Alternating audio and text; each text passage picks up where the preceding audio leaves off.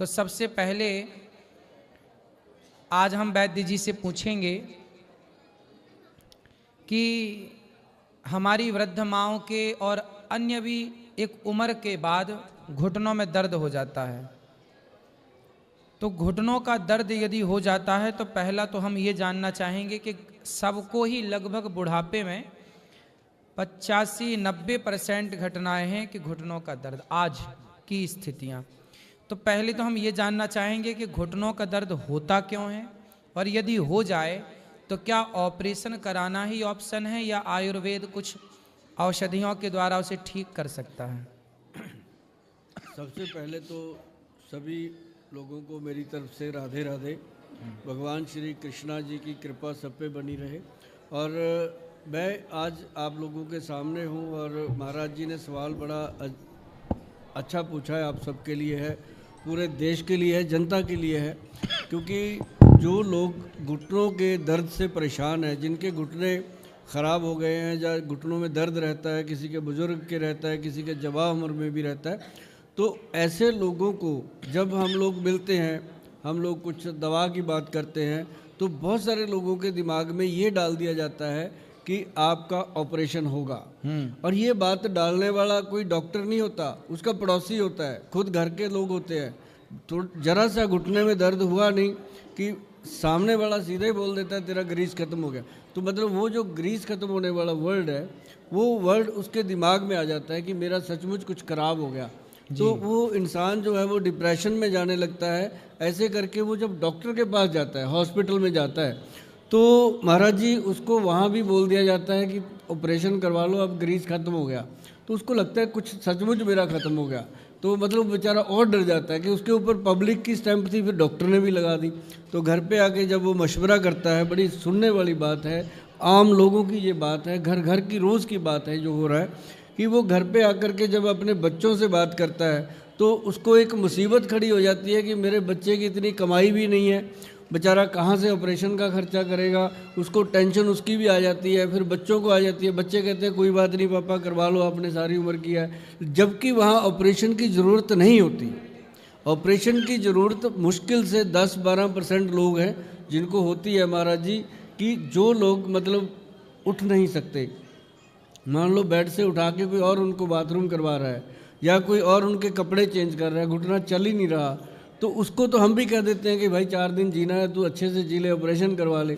अब जो चल रहा है, गाड़ी में बैठ रहा है, सब्जी खरीद के ला रहा है या बाहर अंदर जा रहा है, रिश्तेदारियों में जाता आता है, तो उसको भी अगर कह दिया जाए कि तेरा ऑपरेशन होगा, तो ये एक बात समझ में नहीं आती। उसके लिए आयुर्वेद में अपनी रसोई घर में बहुत कुछ पड़ा है। अगर उसको बता दिया जाए कि भैया सौंफ, जीरा और अजवाइन का पाउडर बनाओ, उस पाउडर को कैसे बनाना है वो बड़ा सिंपल है। इन तीनों चीज़ों को बराबर मात्रा में आप लोगे तो मुझे लगता है कि आज महाराज जी के माध्यम से हम सबको बहुत फ़ायदा होने वाला है इन बातों का। जो मैं चंडीगढ़ में बैठ कर के लोगों को देखता हूँ, पंजाब सारा मेरे पास आता है, हरियाणा आता है, लेकिन आज मेरा मन था कि मैं भगवान श्री कृष्णा जी की नगरी में आकर महाराज जी के समृद्ध बैठ कर के अच्छे से आप लोगों से बात करूं। तो जो जीरा, अजवाइन और सौंफ है, ये मतलब आप देखेंगे इसका चमत्कार होता है। इसको तवे पे रोस्ट करके अच्छे से भून करके इसका पाउडर बना के रखिए। हर घर में होना चाहिए, ये ध्यान रखिएगा, हर घर में होना चाहिए, चाहे घुटने दर्द करें चाहे ना करें। जो खाएगा, जिसके घुटने दर्द नहीं होते उसको कभी होंगे नहीं, जिसके हो रहे हैं उसके कम होने शुरू हो जाएंगे दर्द। क्योंकि अजवाइन जो है वो आपकी गैस को ख़त्म करती है। जो जॉइंट्स के अंदर एक गैस बनती है, वो उसके साथ क्या है, जॉइंट स्टिफ हो जाते हैं और पेन होता है, दर्द होता है। तो इसका मतलब ये नहीं होता कि ग्रीस खत्म हो गया, घुटने में साइनोवल फ्लूइड होता है, ये ग्रीस ग्रूस पता नहीं कौन कहने लग गए हैं, पर ये एक फ्लूइड होता है अपने घुटने में, जो कि अपनी बॉडी के अंदर सिर्फ घुटने ही एक जॉइंट नहीं है जी, 360 जॉइंट हैं अपनी बॉडी के जी। उंगलियों में देखो 3 जॉइंट हैं, हर एक अंग में जॉइंट है, तो हर जॉइंट को ये लुब्रिकेशन चाहिए होता है। तो उसके लिए एक और बढ़िया चीज़ मैं बता दूं, वो है खसखस जो होती है, खसखास जिसको आप बोलते हैं, पोस्त का दाना, उसको ले लो और उसके साथ जो तिल होते हैं अपने, अब तिल वगैरह खाते रहते हैं, जो सीसम के बीज, उसको लेकर के आप बराबर मात्रा में अगर आप उसको रोस्ट करके अच्छे से खाना शुरू कर दो तो आप देखेंगे कि 5-6 महीने हो गए खाते हुए, शरीर में कुछ अलग ही एनर्जी है, चेंज ही आ रही है। तो ये चीज़ें जो है ना महाराज जी, बॉडी में एनर्जी देती हैं। और लोग क्या करते हैं, लोग डॉक्टरों के पास जा कर के दवाइयाँ खानी शुरू कर देते हैं। फिर वो बड़े आके शौक़ से बताते हैं, गोयल साहब ये दवाई मैं खाता हूँ, मेरे को माइग्रेन है, ये दवाई मैं खाता हूँ, मेरे को लीवर की प्रॉब्लम है, ये मैं खाता हूँ, मेरे को घुटने की, मतलब हर बीमारी की अलग दवाई खा रहा है। एक पेशेंट के घर पे 20-20, 25-25 गोलियों के पत्ते पड़े हुए हैं जो वो खाता है डेली। और उसको खाने से अब पेशेंट आके कह देते हैं, गोयल साहब शुगर ने तो हमारी जान लेनी कर रखी है। शुगर ने तो कुछ किया ही नहीं बेचारी ने, उसने तो कुछ कहा ही नहीं। कहा क्या, जो शुगर के लिए हम दवाइयाँ खाने लग जाते हैं, मोटी मोटी गोलियाँ खाने लग जाते हैं, वो अपने अंदर खून की कमी पैदा करते हैं। तो ये जो आपने बोला रोस्ट करके, तो इसको क्या क्या क्या आपने बताया? एक तो जीरा, एक अजवाइन और एक सौंफ, 3 चीज़ें मिला को मिला के पाउडर बना के 1 चम्मच, आधा चम्मच ले लो भोजन के बाद। इसको सुबह शाम कब? तीनों बार, जब भी भोजन करो, 2 बार भोजन के बाद। हाँ। ये सब 1 चम्मच ले लो। इससे क्या होगा? इससे होगा कि पेट की जो जितनी भी पेट की प्रॉब्लम है वो ठीक होगी, और बॉडी की गैस्ट्रिक प्रॉब्लम ठीक होगी।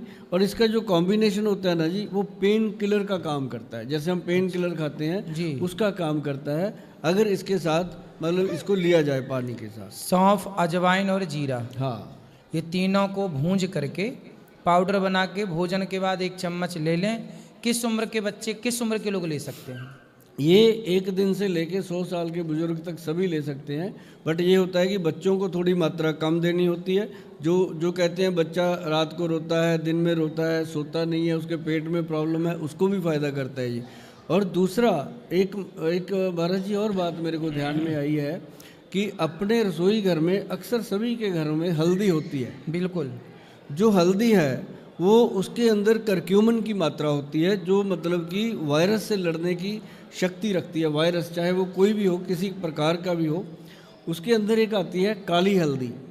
काली हल्दी मैं कहूँगा सभी नोट करके रखिएगा। ये आपको बड़े आराम से पंसारी से मिल जाती हैं ये चीज़ें, कि इन चीज़ों के लिए कहीं जाना नहीं पड़ता कि हमें बनाने के लिए दिक्कत आएगी। मेरी आदत है कि मैं घर की चीज़ें बताऊँगा। मैं आपको दवाइयाँ तो लोग देने के लिए बहुत कुछ देते हैं। इसमें एक तो काली हल्दी है, एक अम्बा हल्दी बहुत लोगों ने सुनी होगी, फिर एक है इसके अंदर दारू हल्दी, फिर एक है जी इसके अंदर जंगली हल्दी, और एक नॉर्मल पीली हल्दी। 5 हल्दियों की बनती है पंचम हल्दी। आप गूगल पे लिखोगे ना पंचम हल्दी, टॉप पे आएगी। कोई भी कहीं भी बैठा कोई लिख ले तो टॉप पे वो पंचम हल्दी आती है। उसका आधा चम्मच रात को सोने से पहले दूध में घोल करके, 1 कप दूध लो, उसमें घोल करके उसको पियो।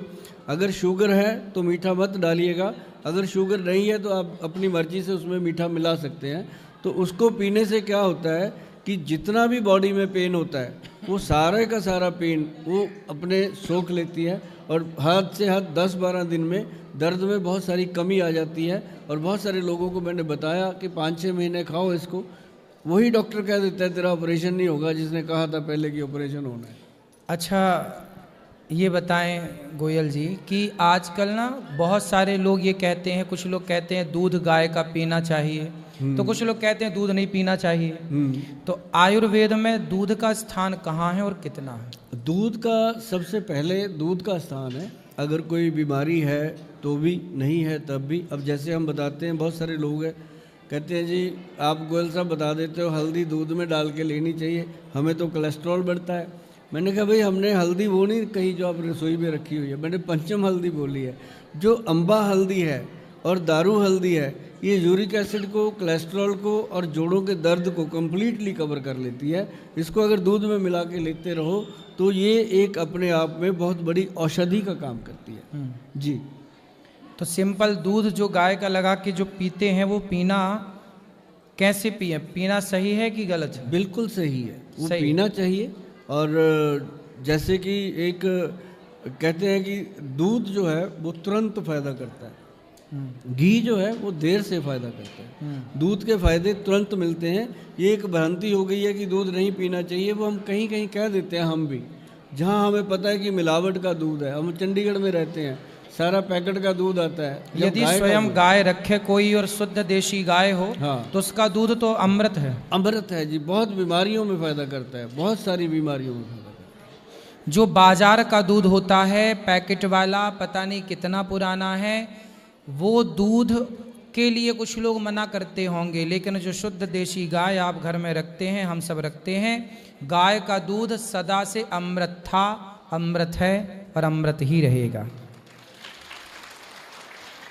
ये अब तो हम जो पैकेट का दूध है ना जी महाराज जी, वो हम बताते हैं लोगों को कि उसके साथ अपना मुंह धोया करो, ताकि क्रीमे क्रूमे लगाने की ज़रूरत नहीं पड़ती। वो बहुत शाइन करता है। अपना फेस अगर वॉश करोगे कच्चे दूध के साथ, जिन मेरी बहनों को भाइयों को फेस पे शाइयाँ हो जाती हैं ना, कच्चे दूध के साथ 4 दिन मुंह को अच्छे से वॉश करके देखना, मुंह से आपके दिल से निकलेगा कि थैंक यू गोयल साहब। तब मैं आपके पास नहीं होऊंगा, लेकिन आपके दिल से निकलेगा। अच्छा, मतलब ये कच्चे अच्छा। दूध से यदि कच्चे दूध से, हाँ। कहा, मैंने सुना है कि कच्चे जब गाय लगाते हैं तो बाल्टी में ना फैन बनता है, हाँ। वो फैन लगा देने से, बहुत, चेहरे में लगाने से अच्छा होता है। बहुत छाइयाँ खत्म हो जाती हैं जो निकलती है ना लेडीज़ को, वो 10-12 दिन में खत्म हो जाती जी, सही है। है। जी बात।